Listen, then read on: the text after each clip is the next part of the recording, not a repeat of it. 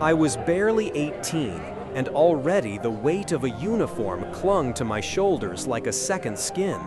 But beneath the steel of duty burned another fire, one of longing, of vanity, of dreams whispered behind silk fans. That night at the Marquis' estate, I believed I could conquer not just foreign lands, but hearts as well. I felt it before I saw it, a weightless pull, like the brush of a glove against the edge of my mind. Someone was watching me, not with curiosity, but with intent, commanding, silent, impossible to ignore. My gaze turned, as if obeying an order I never heard spoken. When I turned to meet the gaze that pierced through the crowd, time seemed to falter. She stood there, radiant, untouchable, as if carved from a dream I never dared to remember. For a moment, the music faded, the laughter dulled, and only she remained. And I forgot how to breathe.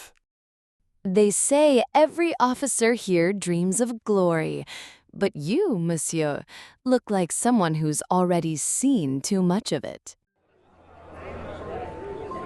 And here I thought I had perfected the look of naive ambition. Then you must be an artist, monsieur. For only an artist could wear such ambition and still laugh at himself. Then perhaps you'd allow me to put my training to better use. Would you honor me with this dance, mademoiselle? Only if you promise not to march me in circles, monsieur. You move like someone who's danced in far grander halls than this. Who might you be, mademoiselle, before I start inventing your story myself? Then I must hope your imagination flatters me, monsieur. But very well. Ellen Ross, a name likely less poetic than whatever you might have conjured. It suits you.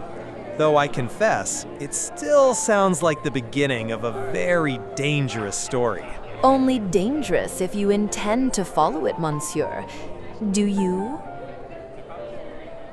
I suppose I should be frightened, but I've always had a weakness for well-dressed danger. Then you may enjoy what comes next, monsieur. Shall we take this conversation somewhere less crowded?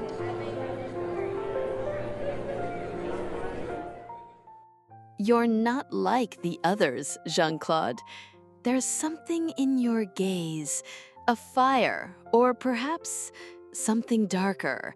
Would you let me steal just a moment more from this night? As long as you promise to return it tomorrow, I'm not fond of theft.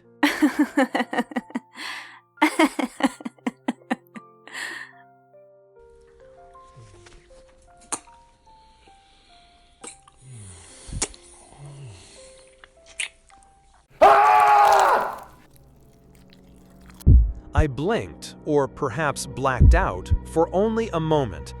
But when I came to, I was alone in the corridor. The silence was disorienting.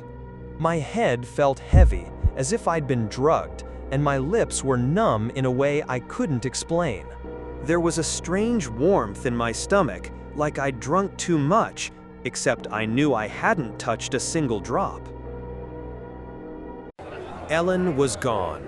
No trace of her perfume lingered, no sound of footsteps in retreat, and the music drifting from the ballroom, once vibrant and alive, now felt distant, almost foreign. I lost track of time. There was only the heat of her skin, the brush of her lips at my throat, and then darkness. I returned to my quarters long after the music had faded. The silence here felt too still, too clean, a sharp contrast to the heat of her touch and the haze that followed. I should have forgotten it already, chalked it up to wine and candlelight, but I didn't drink, and still, something inside me feels thinner. I lie on my back, eyes open to the dark. The ceiling doesn't answer. Her name lingers on my tongue. Her absence weighs on my chest. Something about her was wrong, and I'm not sure if I want to find out what or see her again. But I know I will.